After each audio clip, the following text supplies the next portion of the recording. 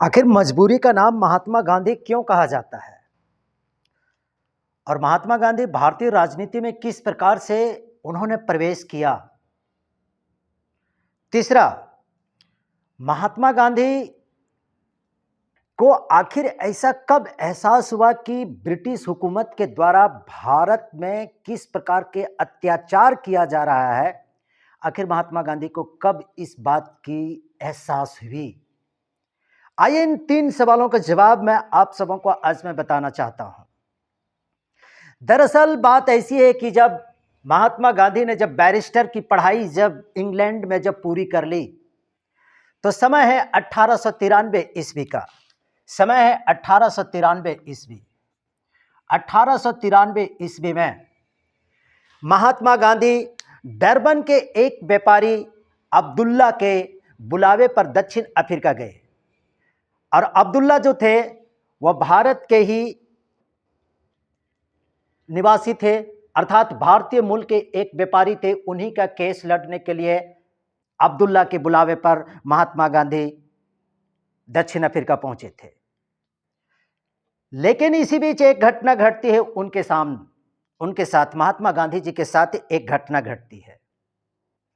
जब वो दक्षिण अफ्रीका के प्रिटोरिया नामक शहर जब जा रहे थे, डरबन के उस व्यापारी के साथ जब जा रहे थे तो उन्होंने प्रथम श्रेणी की डब्बे में यात्रा कर रहा था, अर्थात उन्होंने प्रथम श्रेणी के डब्बे के लिए उन्होंने टिकट ली थी। लेकिन प्रथम श्रेणी की डब्बे से जब अंग्रेजों ने महात्मा गांधी को अपमानित करके जब डब्बे से जब बाहर जब फेंक दिया और वे जब पटरी पर जब आ गए, इन सभी घटनाओं ने गांधी जी को भारतीय पर हो रहे ब्रिटिश हुकूमत का जो अत्याचार जो हमारे देश में जो हो रहा था, वह पहली बार महात्मा गांधी को एहसास हुआ कि ब्रिटिश हुकूमत हमारे देश में किस प्रकार से अत्याचार कर रहा है। यह दक्षिण अफ्रीका में महात्मा गांधी को पहली बार एहसास हुआ प्रिटोरिया जाने के समय। फिर क्या था, समय आ जाता है कि सन 1915 ईस्वी। सन 1915 ईस्वी में सन 1915 में महात्मा गांधी जब दक्षिण अफ्रीका से जब भारत में जब कदम उन्होंने जब रखा तो क्या लगता है आप लोगों को कि 1915 में महात्मा गांधी जैसे ही भारत की धरती पर कदम रखे ताबड़तोड़ उन्होंने अंग्रेजों के विरुद्ध क्या आंदोलन चलाना शुरू कर दिया क्या? तो बात ऐसी नहीं है। महात्मा गांधी के राजनीतिक गुरु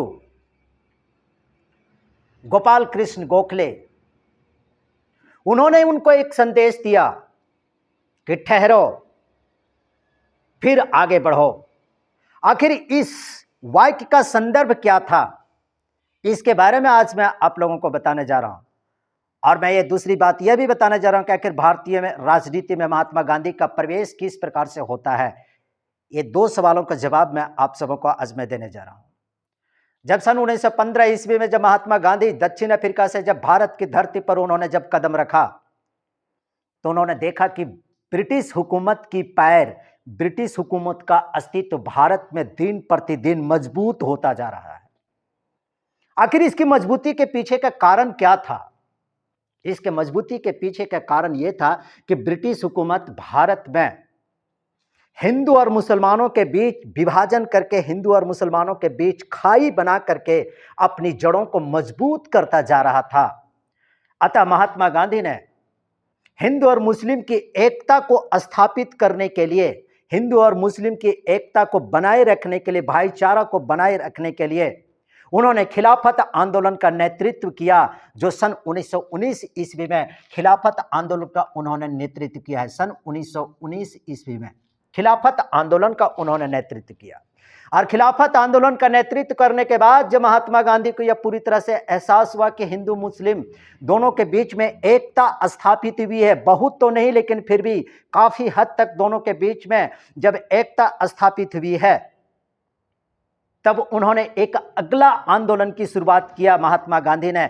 समय आ जाता है सन 1920 ईस्वी का समय आता है। सन 1920 ईस्वी में, सन 1920 ईस्वी में महात्मा गांधी ने असहयोग आंदोलन की शुरुआत किया। असहयोग आंदोलन की शुरुआत जो स्वदेशी विचारधारा पर आधारित था। असहयोग आंदोलन की शुरुआत स्वदेशी विचारधारा पर आधारित था, जिसमें देश के विभिन्न क्षेत्रों में स्वदेशी वस्तुओं को अपनाने का महात्मा गांधी ने हर एक नागरिकों से आग्रह किया कि आप सभी विदेशी वस्तुओं का बहिष्कार करें। आपको जानकर के आश्चर्य होगा कि यह स्वदेशी आंदोलन, असहयोग आंदोलन, दक्षिण भारत तो इससे बिल्कुल तो अछूता रहा था, लेकिन पूर्वी भारत, पश्चिमी भारत और उत्तर भारत में इसका जबरदस्त असर पड़ा था असहयोग आंदोलन का।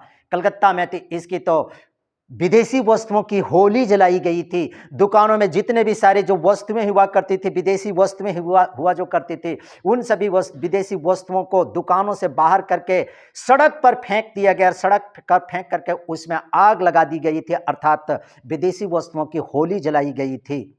लेकिन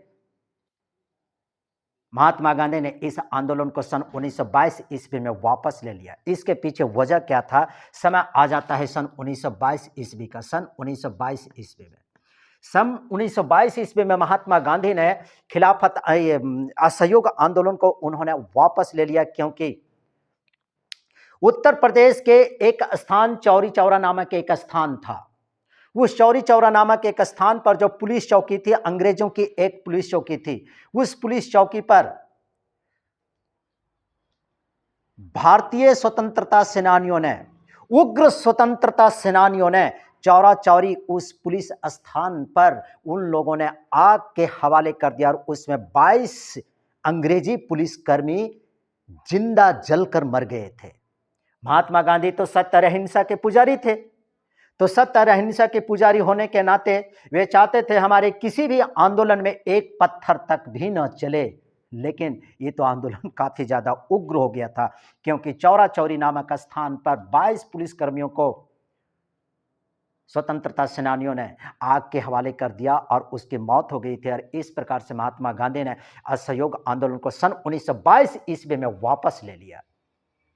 1922 से फिर आते हैं सन 1930 ईस्वी। सन 1930 ईस्वी में, सन 1930 ये 1922 और 1930 इसमें 7-8 साल का जो गैप जो है, 7-8 साल के गैप में महात्मा गांधी ने किसी भी आंदोलन का नेतृत्व नहीं किया इन 7-8 सालों के दौरान, क्योंकि महात्मा गांधी का आंदोलन करने का अपना एक दर्शन था।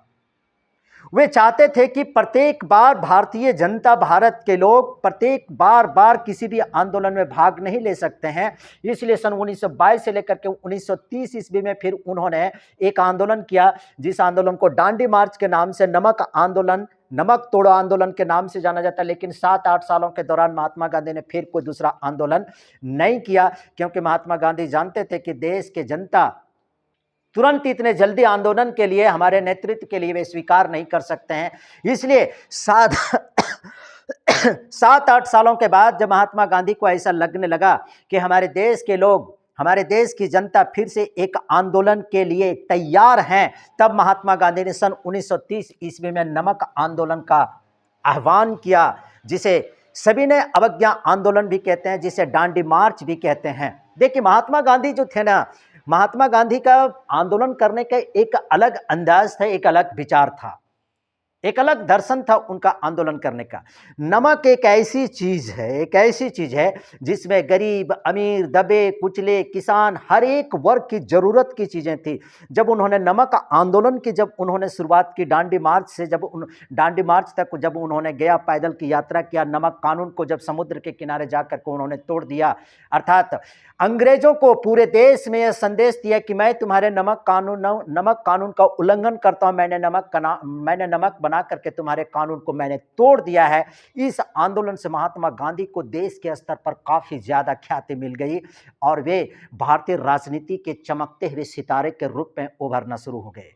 और इस प्रकार से मैंने 3 सवाल का जवाब अभी मैंने आपको दिया कि आखिर महात्मा गांधी को मजबूरी का नाम महात्मा गांधी क्यों कहा जाता है। दूसरा, आखिर महात्मा गांधी को कब ऐसा एहसास हुआ कि ब्रिटिश हुकूमत भारत में किस प्रकार से अत्याचार कर रहा है, ये पहला आभास उन्हें प्रिटोरिया जाते समय जब फर्स्ट क्लास की बोगी से उन्हें जब ज़बरदस्ती जब उन्हें धकेल कर बाहर जब कर दिया गया, तब पहली बार एहसास हुआ।